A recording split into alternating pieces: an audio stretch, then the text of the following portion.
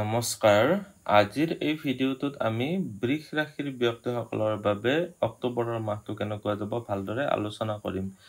এই ভিডিঅ'টোৰ বিশেষকৈ হৈছে যিসকল ব্যক্তিৰ নামৰ প্ৰথমটো আখৰ ব, ৱ বা হৰ্ষউৰে আৰম্ভ হয় তেওঁলোকৰ বাবে এইটো, কাৰণ বৃষ ৰাশিৰ ব্যক্তিসকলৰ নামৰ প্ৰথমটো আখৰ এইকেইটা আখৰেৰে আৰম্ভ হয়। নামৰ প্ৰথমটো আখৰ এইকেইটা হয়।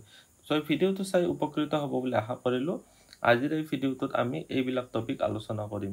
স্বাস্থ্য, উপাৰ্জন, ধন সঞ্চয়, আপোনালোকৰ চৰকাৰী চাকৰি, ব্যৱসায়, ভাগ্য, পিতা, ধৰ্মৰ ক্ষেত্ৰত কেনেকুৱা হ'ব, প্ৰেম প্ৰসংগ বা বিবাহৰ ক্ষেত্ৰত কেনেকুৱা হ'ব, শিক্ষা দীক্ষা, এই সকলোবিলাক দিশ ভালদৰে আলোচনা কৰিম। সো এই ভিডিঅ'টো শেষলৈকে চাই থাকিব। আপুনি যদি এতিয়ালৈকে মোৰ চেনেলটো ছাবস্ক্ৰাইব কৰা নাই তেতিয়াহ'লে ছাবস্ক্ৰাইব কৰি ল'ব আৰু ভৱিষ্যতে আপলোড কৰা ভিডিঅ'ৰ নটিফিকেশ্যন পাবৰ বাবে বেল আইকনটো চুই অল সিলেক্ট কৰি দিব। প্ৰথমতে জানো আহক আপোনালোকৰ স্বাস্থ্যৰ ক্ষেত্ৰত।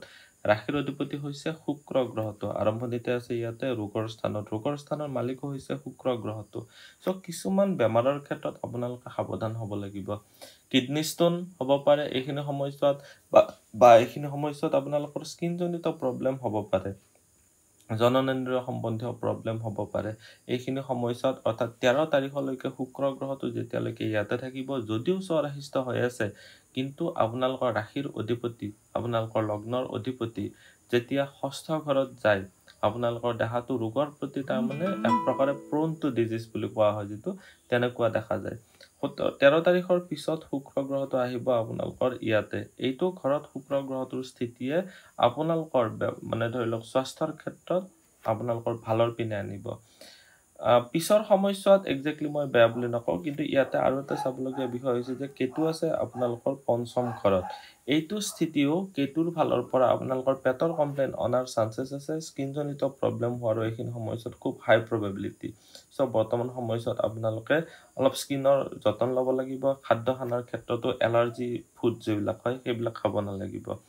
আপোনালোকৰ এতিয়া দেখুৱাই দিছোঁ উপাৰ্জন বা ধন সঞ্চয়ৰ ক্ষেত্ৰত। উপাৰ্জনৰ ঘৰৰ মালিক হৈছে আপোনালোকৰ কাৰণে বৃহস্পতি গ্ৰহটো, আৰু উপাৰ্জনৰ ঘৰত আছে ৰাহুৰ স্থিতি। ৰাহুৰ স্থিতি উপাৰ্জনৰ ঘৰত থাকিলে মানুহৰ উচ্চ অভিলাষ বহুত বাঢ়ি যায়। ৰাহুৰ স্থিতি ইয়াতে থকাৰ কাৰণে এইখিনি সময়ছোৱাত আপোনালোকে নিজৰ মনৰ ওপৰত কণ্ট্ৰল নাথাকিব। যদি ডেইলি 10,000 টকা উপাৰ্জন কৰি আছে, প্ৰত্যেক দিনৰ উপাৰ্জন যদি 10,000 টকাও হয়, আপোনালোকৰ ইচ্ছা যাব যে মোৰ 15,000 কিয় হোৱা নাই। মোৰ যদি দিনত 500 টকা উপাৰ্জন হৈ আছে, মোৰ 700 টকা কিয় হোৱা নাই। বহুত আপোনালোকৰ ক্ৰিয়েটিভিটিৰে এইখিনি সময়ছোৱাত ইনকামৰ ক্ষেত্ৰত বৃদ্ধি কৰিবলৈ পাৰিব। ইনকামৰ ঘৰৰ মালিক বৃহস্পতি গ্ৰহটো যিহেতু ৰাশিত আহি বহি আছে, এইখিনি সময়ছোৱাত ইনকামৰ ক্ষেত্ৰত বিশেষকৈ বৃহস্পতিৰ ফালৰ পৰা ছাপোৰ্ট লাভ কৰিব পাৰিব। ইনকামৰ ক্ষেত্ৰত আপোনালোকৰ নিজৰ জ্ঞান বুদ্ধি ব্যৱহাৰ কৰক। ক্ৰিয়েটিভ টেলেণ্ট যিখিনি ৰাহুৰ পৰা আহি আছে সেইখিনিও ব্যৱহাৰ কৰক। বুদ্ধিস্থানত কেতুৰ স্থিতি আৰু ৰবিৰ গ্ৰহণ স্থিতি থকাৰ কাৰণে কিন্তু আপোনালোকে কাৰোবাৰ নহয় কাৰোবাৰ পৰা পৰামৰ্শ লৈ কাম কৰিব পাৰিলে বেছি বেটাৰ বা বেছি ভাল ফল লাভ কৰিবলৈ পাৰিব। ধনস্থানৰ মালিক হৈছে বুধ গ্ৰহটো, আৰম্ভণিতে আছে আপোনালোকৰ পঞ্চম ঘৰত। এইটো এটা ভাল স্থিতি। ইয়াতে বুধ গ্ৰহটো 10 অক্টোবৰ তাৰিখলৈকে থাকিব। 10 অক্টোবৰ তাৰিখলৈকে আপোনালোকৰ বুদ্ধিৰ জৰিয়তে আপোনালোকৰ ছেভিংছৰ ক্ষেত্ৰতো বৃদ্ধি কৰিবলৈ পাৰিব। এইটো ফালৰ পৰা প্ৰব্লেম নাই, কিন্তু আপোনালোকে চাব যে বৰ্তমান সময়ছোৱাত আপোনালোকে উচ্চ বিলাসৰ বশৱৰ্তী হৈ কিছুমান ভুল ডিচিশ্যন যাতে নলয়, সেইটো ক্ষেত্ৰত আপোনালোকে অলপ চাব লাগিব। এতিয়া জানো আহক আপোনালোকৰ চৰকাৰী চাকৰি বা ব্যৱসায়ৰ ক্ষেত্ৰত কোনটো ছাইডত কেনেকুৱা কি ভাল আছে বেয়া আছে গোটেইখিনি কৈ দিছোঁ। শনি গ্ৰহটো হৈছে চাকৰি বা আপোনালোকৰ কৰ্মস্থান। আচলতে ব্যৱসায়ৰ ক্ষেত্ৰতো যিটো সুনাম এই দশম ঘৰটোৰ পৰা চোৱা যায়। দশম ঘৰত শনিৰ স্থিতি থকাৰ কাৰণে বৰ্তমান সময়ছোৱাত আপোনালোকে কষ্ট অধিক কৰিব লাগিব। কৰ্মস্থানতো ৱৰ্কলোড বা আপোনালোকৰ কৰ্মব্যস্ততা বাঢ়িব।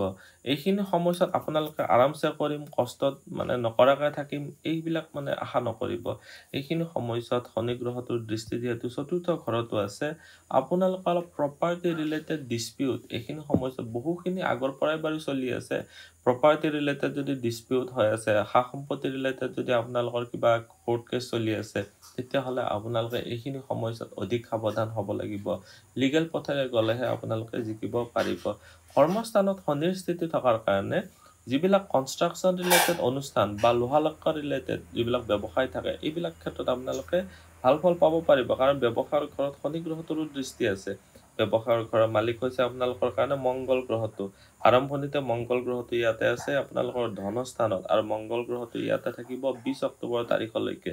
20 অক্টোবৰ তাৰিখৰ পিছত মংগল গ্ৰহটো যেতিয়া ইয়াতে আহিব আপোনালোকৰ তৃতীয় ঘৰত, পৰাক্ৰমৰ ঘৰত, তেতিয়া আপোনালোকে নিজৰ কষ্টৰ জৰিয়তে ব্যৱসায়ৰ ক্ষেত্ৰত লাভ কৰিব পাৰিব।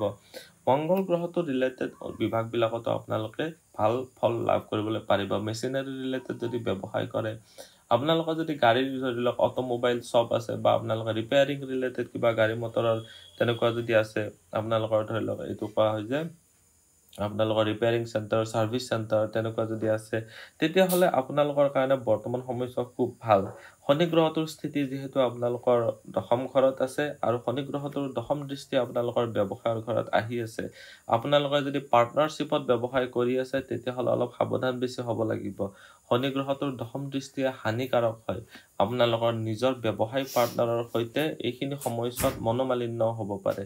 তাৰমানে তৰ্কাতৰ্কি হৈ পেলাব, ধৰি লওক সৰু কাজিয়া এখনো ডাঙৰ হৈ যাব পাৰে, কাৰণ ইয়াতে শনিৰ লগতে ৰাহুৰো দৃষ্টি আছে। বৃহস্পতিৰ দৃষ্টি থকাৰ কাৰণে অৱশ্যে এইটো এটা ভাল হৈছে, এইটো এটা ভাল স্থিতি হ'ব।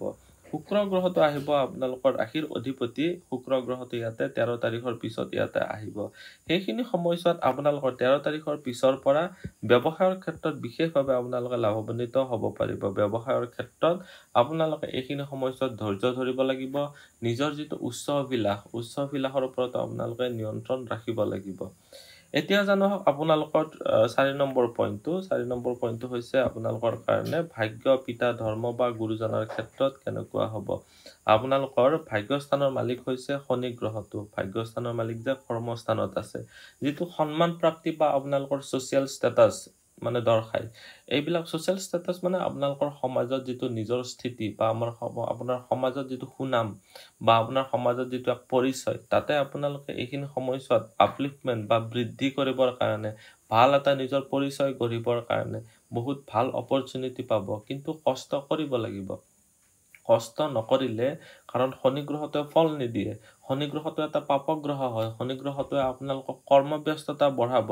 এইখিনি সময়ছোৱাত বহুত কষ্ট কৰিব, কিন্তু আপোনালোকে যদি কষ্ট কৰিবলৈ ৰেডি নাথাকে, তেতিয়াহ'লে আপোনালোকে এইখিনি সময়ছোৱাত কিন্তু বিশেষ আশা নকৰিব কৰ্মস্থানত উন্নতি। এইখিনি সময়ছোৱাত ৱৰ্কলোডটো বাঢ়িবই আপোনালোকৰ। লগতে শনি গ্ৰহটোৰ স্থিতি যিহেতু কৰ্মস্থানত আছে, আপোনালোকৰ বহুদিনৰ পৰা ৰৈ থকা কামো এইখিনি সময়ছোৱাত আগবাঢ়িব পাৰে। লাগি থাকক, এৰি নিদিব। আপোনালোকে যদি কিবা নিজৰ প্ৰাপ্য আছে, জানে যে মই এইটো বস্তু পাবৰ কাৰণে যোগ্য, কিন্তু মই পোৱা নাই, চ' এইখিনি সময়ছোৱাত আপোনালোকে এইখিনি পাবৰ কাৰণে খুব চেষ্টা কৰিব লাগিব। ঠিক আছে, চ' ইমানখিনিয়ে ইয়াতে ক'লো। এতিয়া আপোনালোকৰ ভাগ্যস্থান, অৱশ্যে ভাগ্যস্থানৰ ক্ষেত্ৰত ভাগ্যৰ ছাপোৰ্ট পাব পাৰিব, বিশেষকৈ সন্মান প্ৰাপ্তিৰ ক্ষেত্ৰত, কৰ্মস্থানত পদোন্নতিৰ কাৰণে। ধৰ্মিক কৰ্মিক ক্ষেত্ৰত এইটো সময়ছোৱা বৰ এটা বেটাৰ নহয়। মংগল গ্ৰহটোৰ দৃষ্টি আছে, কিন্তু একফালেৰে ভাল। আপোনালোকৰ যদি জন্মচক্ৰত বৃহস্পতিৰ স্থিতি ভাল আছে, কাৰণ কিয় কৈছোঁ, আপোনালোকৰ বৃহস্পতি গ্ৰহটো আৰু আপোনালোকৰ মংগল, এই দুটা গ্ৰহৰে ইয়াতে দৃষ্টি আছে। বৃহস্পতিৰ ফালৰ পৰা আপোনালোকৰ জন্মচক্ৰত যদি বৃহস্পতিৰ স্থিতি ভাল হয়, তেতিয়াহ'লে বহুতেই ভাল ৰিজাল্ট পাব।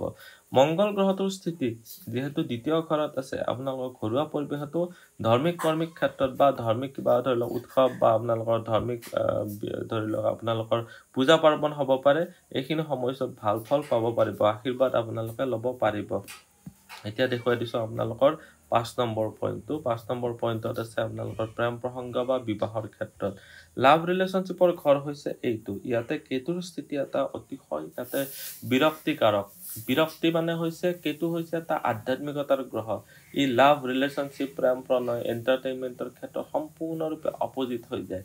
চ' এইখিনি সময়ছোৱাত আপোনালোকৰ প্ৰেমিক বা প্ৰেমিকাৰ সৈতে মনোমালিন্য হ'ব পাৰে, তাৰমানে অলপ বিৰক্তি ভাৱ আহিব পাৰে। চ' আপোনালোকে এইখিনি সময়ছোৱাত ধৈৰ্য ধৰি লাভ ৰিলেশ্যনশ্বিপ মেইনটেইন কৰিব লাগিব। কিন্তু ইয়াৰে মিনিং এনেকুৱা নহয় যে আপোনালোকৰ ব্ৰেকআপে হৈ যাব লাগিব, তেনেকুৱা নহয়। কাৰণ ইয়াতে মংগল গ্ৰহটোৰো দৃষ্টি আছে, বৃহস্পতিৰো দৃষ্টি আছে। চ' বৃহস্পতিৰ দৃষ্টিয়ে আপোনালোকক আকৌ এবাৰ কৈছোঁ যে জন্মচক্ৰত যদি বৃহস্পতিৰ স্থিতি ভাল হয়, তেতিয়াহ'লে বিশেষ চিন্তা কৰিবলগীয়া নাই। যিসকল বিবাহিত আছে তেওঁলোকৰ কাৰণেও কৈছোঁ, বৃহস্পতিৰ দৃষ্টি আছে, শনিৰ দৃষ্টি আছে, আৰু ৰাহুৰ দৃষ্টি আছে। শনিৰ দশম দৃষ্টিয়ে আপোনালোকক এইখিনি সময়ছোৱাত নিজৰ পতি বা পত্নীৰ সৈতে কিছুমান জানি বুজিও যেনেকুৱাকৈ ধৰি লওক প্ৰতিশোধাত্মক কৰিব পাৰে। আপোনালোকৰ কনফিউজন বা সন্দেহ পাবৰ কাৰণে এইখিনি সময়ছোৱাত নিজৰ পতি বা পত্নীৰ সৈতেও মনোমালিন্যৰ সৃষ্টি কৰিব পাৰে। চ' অলপ ধৈৰ্য ধৰি এইখিনি সময়ছোৱাত চলিব পাৰিব লাগিব। এইখিনি সময়ছোৱাত লাভ ৰিলেশ্যনশ্বিপৰ ক্ষেত্ৰত অলপ বেছি সাৱধান হ'ব লাগিব। বা বিবাহিত জীৱনতো আপোনালোকক ক'লৈ বা পাৰ্টনাৰশ্বিপৰ ক্ষেত্ৰত বা বিবাহিত জীৱনত আপোনালোকে অধিক সাৱধান হ'ব লাগিব। এতিয়া জানো হওক সাধন শিক্ষা আৰু উচ্চ শিক্ষাৰ ক্ষেত্ৰত সাধন শিক্ষাৰ ঘৰৰ মালিক ৰবি গ্ৰহটো 17 তাৰিখলৈকে গ্ৰহণগ্ৰস্ত হৈ আছে। তাৰপিছত ৰবি গ্ৰহটো আকৌ ষষ্ঠ ঘৰত যায় ইয়াতে নিচস্থ ৰাশিত সোমাব। নিচস্থ ৰাশিত সোমোৱাৰ লগে লগে আকৌ প্ৰব্লেমেটিক। চ' মুঠতে চাবলৈ গ'লে উচ্চ শিক্ষাৰ ক্ষেত্ৰত অলপ প্ৰব্লেম। এইখিনি সময়ছোৱাত ডিগ্ৰী, মাষ্টাৰ্ছ ডিগ্ৰী বা PhD এইবিলাকৰ ক্ষেত্ৰত অলপ অধিক কষ্ট কৰিব লাগিব। বৃহস্পতিৰ স্থিতি ভাল আছে, সেইটোৱে একমাত্ৰ ইয়াতে আশীৰ্বাদ হৈ আছে উচ্চ শিক্ষাৰ ক্ষেত্ৰত।